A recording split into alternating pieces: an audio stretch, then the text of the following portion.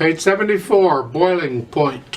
On this page, they're introducing you to a term called riff, R-I-F-F. A riff is simply a motif, a musical motif, a short phrase, if you will, that is used as a main idea and is just used over and over. It'll be repeated quite a bit. At the beginning of this piece, they label the riff for you. It's this part. That's the riff. And you'll find this in various places. Just look here on the first line. In the middle of the line there in the right hand, it happens again. At the end of the line, going into the next line, it happens again. And again. You want to throw up yet? Are you tired of hearing it? Oh, that's a riff. And it's just something to keep in mind. If you're composing, you can try this out. If you're going to improvise, you might use a riff and over, and then you can improvise on the riff and alter it some too. And that's the purpose of what we're doing here on Boiling Point. As far as the piece itself goes, just briefly go over it to make sure you're understanding everything. You see the repeat signs on the first and second line, so you're going to repeat that part again. Not a problem. But in the right hand, watch the fingering. At the beginning, it's here. Now, I'm going to swing the eighth notes. So that first eighth note in the pickup, I'm going to play that the same speed as basically the triplets. I could play it a little shorter if I want to. That's an interpretive thing. It's up to you. Experiment. Do you like it the same speed? Or would you like that eighth note just a little shorter than that? However you do it the same way throughout.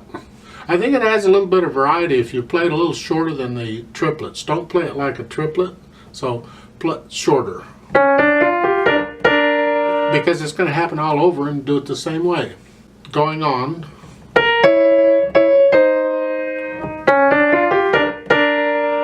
Keep going. Gets a little awkward here in the third measure in the second line in the right hand, because you're here on the F, then E flat, third finger on D flat. If you do fourth finger on the D natural, and if you do a 2-1, you got to cross over. Or you could do this: 5 on the F, 4, 3, 4, same, except the last two notes, reach down and do them 3-2. Then I don't have to cross over. I'm ending on the fourth finger instead of the fifth. Awkward one way or another is depending on which awkwardness you want. So try them both and see what you think. Third line down. Watch the accents here. It's 1, 2, accent on the fourth beat. 1, 2, 3, 4. So we're back to that accenting the second and fourth beats again.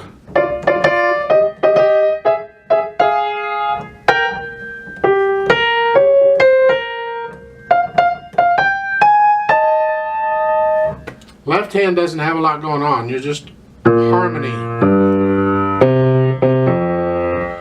Second full measure of the first line. 1 and 2 and 1 and 2 and 3. 1 and 2 and 3 and 4. And you get it. Second line, third measure here.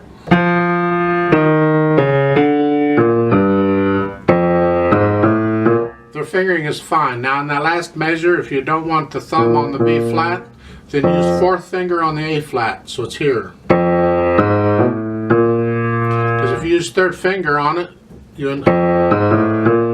that doesn't bother you, fine, go with that. Third finger on the A flat. Another possibility is to use the thumb on the A. Cross over with second or third finger, whichever. There's different ways of fingering that. Third line down. The accents on the 2 and the 4. Beats 2 and 4. 1, 2, 3, 4.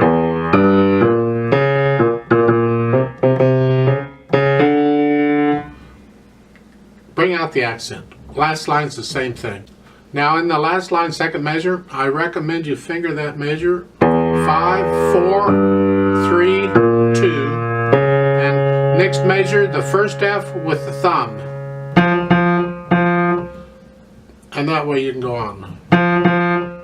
You need fourth finger on the F by the third F. So the first two Fs, fingering however you want to. I could go 1, 3, 4, 1, 2, 4, or 1, 4, 4.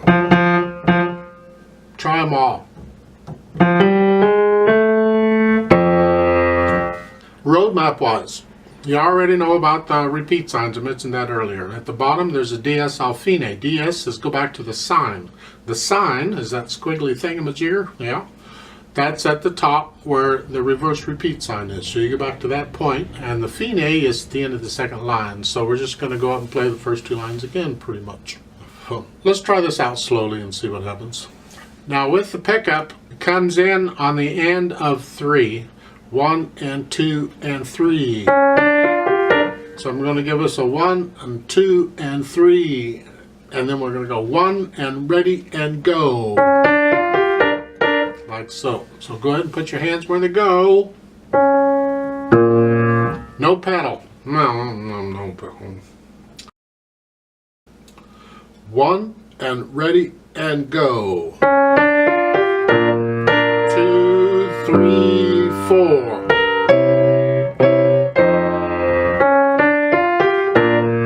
2, 3, 4.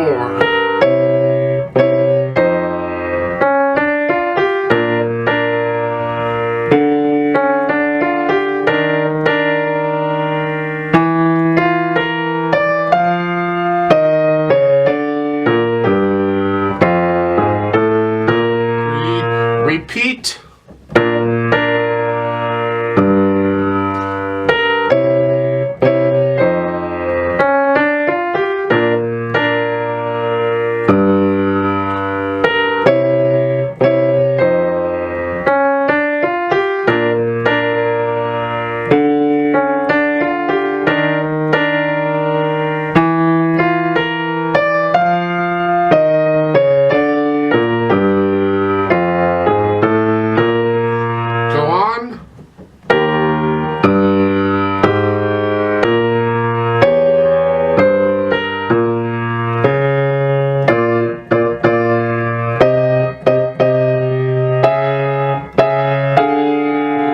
Rest.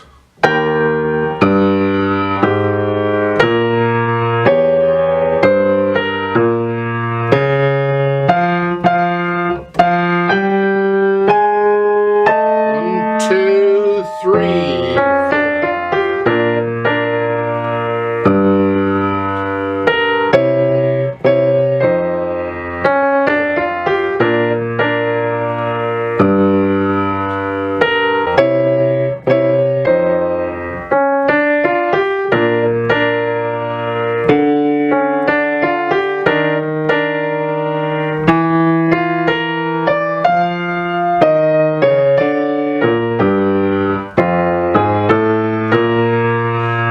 Rest.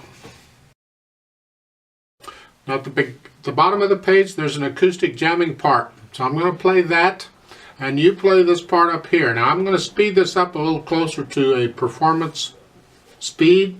Maybe a little slower than that, but close to it. So make sure you can play this part before you try the acoustic jamming with me. And remember that my rhythm is completely different than yours. So you have to pay attention to what you're doing, but you still pay attention to what I'm doing so we can stay together. I'm going to give us that same 1, ready, and go, and then you start. You get the pickup beats by yourself. I don't start playing until the first full measure there, where that sign is, or the reverse repeat sign is. That's where I come in. So go ahead and put your hand where they go, here and here. And I'll give you the 3.5 beats or whatever, and you start, and then I'll come in. 1 and ready and go, and 4 and.